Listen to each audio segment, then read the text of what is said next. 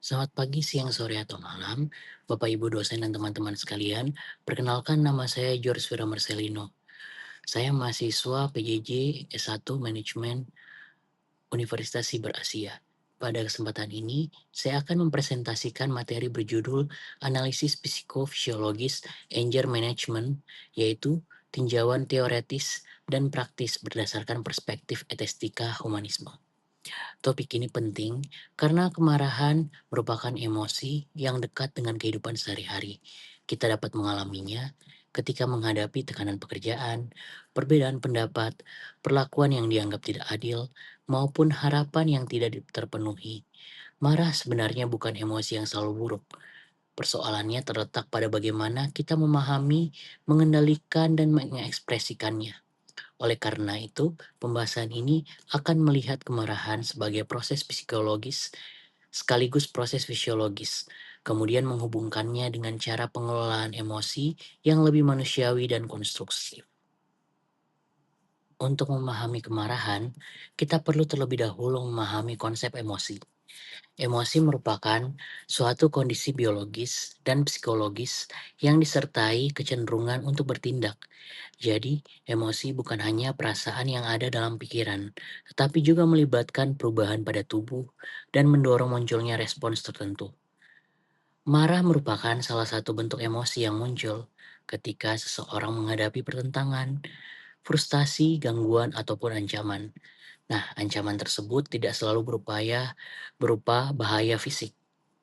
Harga diri yang direndahkan, perasaan yang diabaikan, kegagalan mencapai harapan, serta pengalaman traumatis juga dapat dipersepsikan sebagai ancaman psikologis. Secara alamiah, marah memiliki fungsi mempertahankan diri. Misalnya, seseorang dapat menggunakan energi dari kemarahan untuk melindungi dirinya dari perlakuan yang tidak adil. Namun, fungsi tersebut menjadi bermasalah ketika kemarahan dapat berubah menjadi agresi, merusak hubungan sosial, dan berdampak buruk terhadap kesehatan. Dengan demikian, marah perlu dipandang sebagai sinyal yang harus dipahami, bukan sekedar emosi yang harus ditolak. Tipologi ekspresi kemarahan. Kemarahan umumnya dapat diekspresikan dalam dua bentuk, yaitu anger in dan anger out. Anger in merupakan kemarahan yang diarahkan ke dalam diri. Seseorang mungkin terlihat tenang, tetapi sebenarnya memendam kecewaan, rasa sakit, dan kebencian. Jika berlangsung terus-menerus, pola ini dapat menimbulkan tekanan psikologis, menyalahkan diri sendiri, stres, dan risiko depresi. Sebaliknya, anger out adalah kemarahan yang diarahkan keluar kepada orang lain atau benda. Bentuknya dapat berupa teriakan, hinaan, ancaman, membanting barang, atau melakukan kekerasan fisik. Ekspresi seperti ini mungkin memberikan kelegaan sesaat, tetapi dapat merusak hubungan sosial dan bahkan menimbulkan konsekuensi hukum. Melalui dua bentuk ini, kita dapat melihat bahwa memendam marah secara terus-menerus bukanlah solusi, tetapi melupakan secara agresif juga bukan tindakan yang tepat. Pilihan yang lebih sehat adalah mengakui adanya kemarahan, memahami penyebabnya, lalu menyampaikannya secara asertif tanpa merendahkan atau menyakiti pihak lain. Dari sudut pandang psikofisiologis, kemarahan melibatkan kerja otak dan perubahan kimiawi dalam tubuh. Salah satu bagian otak yang berperan penting adalah amigdala. Amigdala bertugas mengidentifikasi sesuatu yang dianggap sebagai ancaman, baik ancaman fisik maupun psikologis. Ketika ancaman terdeteksi, amigdala dapat mengirimkan sinyal dengan sangat cepat. Kecepatan respons ini membuat seseorang terkadang bereaksi sebelum korteks prefrontal, yaitu bagian otak yang berperan dalam penalaran, pengambilan keputusan, dan pengendalian diri. Memiliki waktu yang cukup untuk menilai situasi. Nah, kondisi ketika respons emosional mengambil alih kemampuan berpikir rasional ini sering disebut sebagai amigdala hijack. Contoh sederhananya, ketika seseorang langsung membalas pesan dengan kata-kata kasar karena merasa tersinggung. Beberapa menit kemudian, setelah lebih tenang dan membaca kembali konteks percakapan, ia baru menyadari bahwa maksud pesan tersebut sebenarnya berbeda. Artinya, Respons awal lebih banyak didorong oleh persepsi ancaman daripada penilaian yang objektif. Pada saat yang sama, tubuh melepaskan zat kimia dan hormon seperti katekolamin, adrenalin, serta noradrenalin. Akibatnya, detak jantung meningkat, napas menjadi lebih cepat, tekanan darah naik, tubuh terasa panas, dan otot menegang. Perubahan ini menjelaskan mengapa ketika marah seseorang merasa memiliki energi besar, tapi justru lebih sulit berpikir jernih. Karena itu, mengambil jeda ketika marah bukanlah tanda kelemahan. Jeda memberi kesempatan kepada sistem tubuh untuk lebih tenang dan memungkinkan bagian otak yang rasional kembali mengambil kendali. Kemunculan marah tidak hanya ditentukan oleh peristiwa yang sedang terjadi. Kondisi fisik, psikologis, dan sosial seseorang juga memengaruhi tingkat reaktivitas emosionalnya. Faktor pertama adalah kurang tidur. Ketika tubuh mengalami kelelahan, kemampuan berkonsentrasi, berpikir jernih, dan menghadirkan respons akan menurun. Akibatnya, gangguan kecil dapat dipersepsikan sebagai persoalan yang besar. Misalnya, seseorang yang kelelahan setelah bekerja mungkin lebih mudah tersinggung hanya karena menghadapi kemacetan atau menerima pesan yang terlambat dibalas. Faktor kedua adalah kondisi klinis tertentu. Gangguan depresi dapat muncul dalam bentuk mudah tersinggung atau perilaku kasar, tidak hanya dalam bentuk kesedihan. Kondisi fisik seperti hypertiroidisme juga dapat menyebabkan kegelisahan dan kesulitan berkonsentrasi sehingga memengaruhi stabilitas emosi. Faktor ketiga adalah defisit sosial, khususnya perasaan diabaikan atau tidak diperdulikan. Sebagai makhluk sosial, manusia membutuhkan pengakuan dan hubungan yang bermakna. Ketika kebutuhan tersebut tidak terpenuhi, seseorang dapat menafsirkan keadaan itu sebagai penolakan. Oleh sebab itu, sebelum menilai seseorang sebagai pemarah, kita juga perlu memahami kondisi yang berada di balik perilakunya. Anger management bukanlah berarti menghilangkan kemarahan atau berpura-pura tidak marah. Kemarahan adalah emosi yang normal, sehingga tidak realistis apabila manusia dituntut untuk tidak pernah mengalaminya. Anger management berarti mengenali tanda-tanda kemarahan dan mengarahkan energi emosi tersebut ke dalam respons yang lebih sehat. Tanda kemarahan dapat dikenali melalui tubuh dan pikiran. Tubuh mungkin menjadi panas, jantungnya berdebar, ototnya menegang, atau tangan mulai mengepal. Sementara itu, pikiran mulai dipenuhi penilaian negatif seperti merasa diserang, diremehkan, atau diperlakukan tidak adil. Dalam perspektif estetika humanisme, kemampuan mengelola kemarahan menunjukkan penghargaan terhadap nilai dan martabat manusia. Kita dapat menyampaikan ketidaksetujuan secara tegas, tetapi tidak perlu merendahkan orang lain. Dengan kata lain, pengendalian emosi bukan menekan kemanusiaan, melainkan menjaga agar respons kita tetap sesuai dengan akal sehat, etika, dan penghormatan kepada sesama.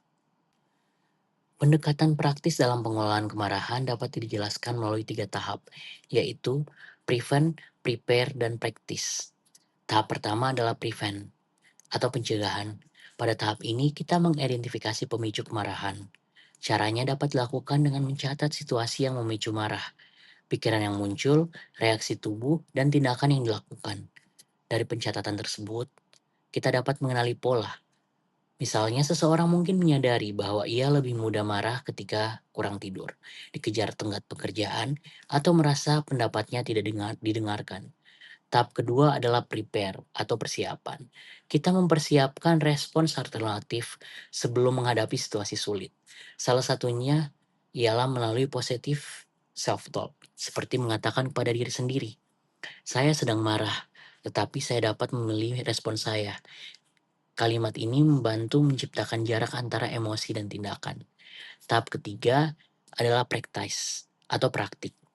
Pada tahap ini, seseorang menerapkan strategi nyata, misalnya berhitung, menarik napas secara perlahan, berjalan sejenak, atau melakukan aktivitas ringan dan mengalihkan perhatian kepada memori yang positif.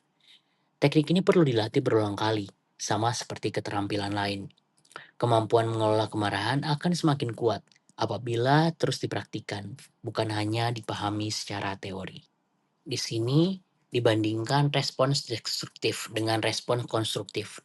Dalam respon destruktif, seseorang langsung bereaksi ketika emosi mencapai puncak.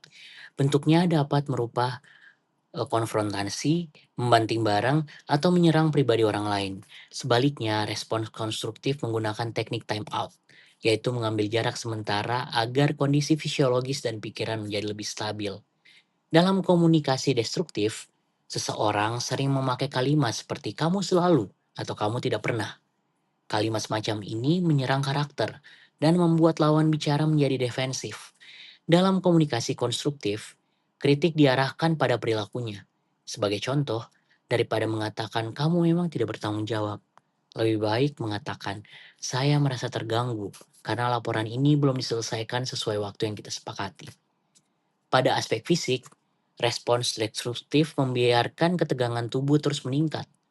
Respons konstruktif menggunakan pernapasan dalam, meditasi, olahraga, ataupun kegiatan lain yang mendukung relaksasi. Perbedaan terakhir terletak pada orientasinya. Respons destruktif berfokus pada pembalasan atau mencari pihak yang harus disalahkan. Respons konstruktif berfokus pada penyelesaian masalah. Jika kemarahan sulit dikendalikan, terjadi secara berulang, atau menimbulkan resiko terhadap diri sendiri atau orang lain, bantuan psikolog dapat menjadi langkah yang paling tepat.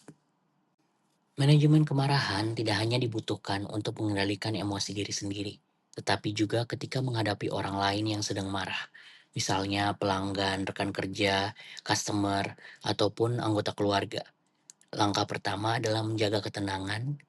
Jika kita membalas kemarahan dengan kemarahan, konflik akan semakin meningkat.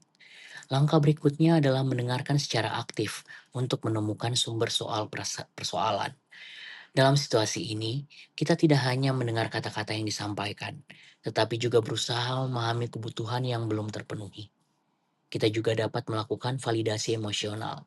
Sebagai contoh, kita dapat mengatakan, "Saya memahami bahwa situasi ini membuat Bapak atau Ibu atau kamu kecewa." Validasi tidak berarti membenarkan tindakan agresif. Validasi hanya menunjukkan bahwa kita memahami perasaan yang dialami pihak tersebut. Setelah sumber masalah diketahui, kita dapat memeriksa fakta, menawarkan alternatif solusi, dan memberikan tindak lanjut yang jelas.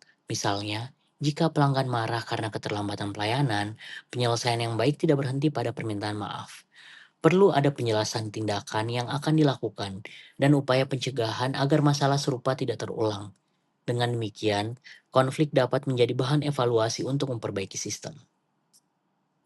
Dari keseluruhan pembahasan, kita dapat melihat bahwa kekuatan seseorang bukan hanya ditunjukkan melalui kemampuannya menghadapi atau mengalahkan orang lain. Kekuatan juga terlihat dari kemampuannya mengendalikan diri ketika berada dalam tekanan emosional. Dalam perspektif estetika humanisme, pengelolaan kemarahan merupakan proses memanusiakan diri sendiri dan orang lain. Ketika kita memilih untuk tidak menghina, tidak melakukan kekerasan, serta tetap menghargai pihak lain dalam suatu konflik, kita sedang menjaga martabat manusia. Marah dapat menjadi energi untuk menyampaikan ketidakadilan dan memperbaiki keadaan. Namun, energi tersebut harus diarahkan oleh kesadaran, pertimbangan rasional, dan tanggung jawab moral. Jadi, tujuan anger management bukan menjadikan kita pasif, melainkan menjadikan kita tegas tanpa menjadi agresif. Sebagai kesimpulan, marah merupakan emosi normal yang memiliki fungsi pertahanan diri. Namun, ketika tidak dikelola, kemarahan dapat berkembang menjadi respons agresif yang merugikan kesehatan, hubungan sosial, dan lingkungan sekitar. Manajemen kemarahan dimulai dengan mengenali pemicu, memperhatikan tanda-tanda fisiologis, mengambil jeda, menata pikiran, serta mengkomunikasikan masalah secara asertif. Pendekatan ini perlu dilakukan secara konsisten agar menjadi kebiasaan. Demikian presentasi saya mengenai anger management dalam tinjauan psikofisiologis dan estetika humanisme. Terima kasih atas perhatian Bapak Ibu dosen dan teman-teman sekalian. Saya ucapkan sekali lagi terima kasih.